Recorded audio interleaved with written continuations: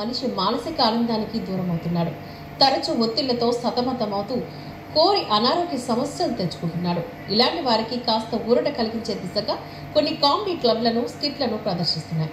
అందులో భాగంగా హాస్యప్రియ comedy club హాస్యామృతం పేరుతో లఘు స్కిట్లను ప్రదర్శించి ప్రేక్షకులకు కాసేపు మానసిక ఆనందాన్ని కలిగించింది. పలువురు కళాకారులు కామెడీ స్కిట్లను ప్రదర్శించి ఆహుతులకు కడుపు బానవించారు. హాస్యప్రియ కామెడీ క్లబ్ తరఫున నిర్వహిస్తున్న కార్యక్రమ వివరాలను క్లబ్ వ్యవస్థాపక కార్యదర్శి ఇమంది రమణ మీడియాకు తెలియజేశారు.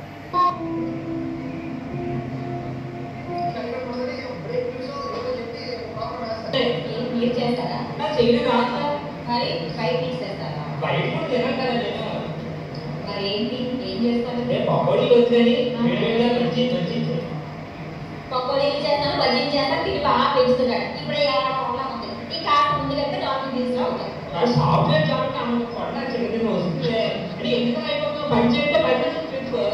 మీరు చేయొచ్చు కదా, పని మనిషి వెళ్ళి పెట్టుకోవడం, ఆ కొండ కూడా బతుకుతారు కదా నా సాయం చేస్తే. నేను పెట్టుకోనండి. నా ప్రాబ్లం నేను పెట్టుకోను. సాయం చేయండి. నేను పెట్టుకోననే చెప్తున్నాను. అబ్బా మొన్నటి మొన్న పని మనిషి పెట్టుకుంటే ఈ ఏం వ్యాధి వేసుకో తెలియదు, అది నన్ను అక్క అక్క పిలుస్తుంది. అందుకే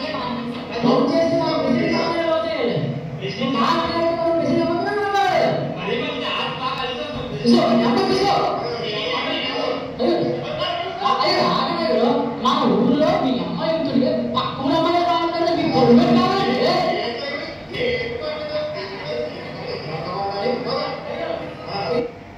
మా హాస్యప్రియ కామెడీ క్లబ్ ఈనాటికి ఈ సంవత్సరంతో 12 సంవత్సరాలు బట్టి మేము చేస్తున్నామండి.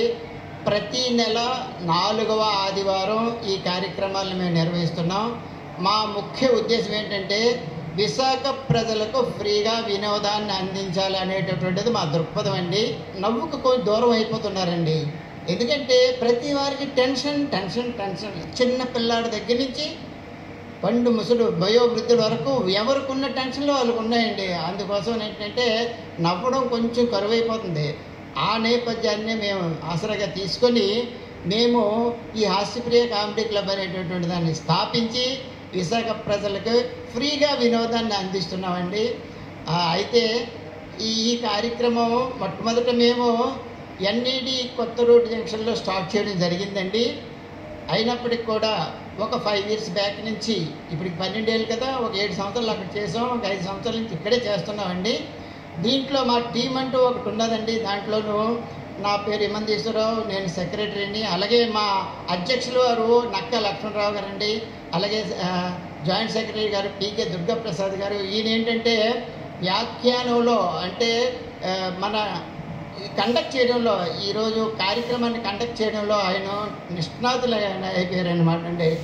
ఆయన ఒక్కసారి చెప్పారంటే మొత్తం రామాయణం, భారతం, భాగవతం ఏ దీంట్లోనైనా సరే ఇతిహాసాలు క్షుణ్ణంగా చేసి రంగరించి మరీ ఆయన వ్యాఖ్యానం చేస్తుంటారు, యాంకరింగ్ చేస్తుంటారండి. ఆ యాంకరింగ్కి ముక్తులైపోయి చాలామంది ప్రేక్షకులు వస్తానంటే అతిశయోక్తి కాదండి.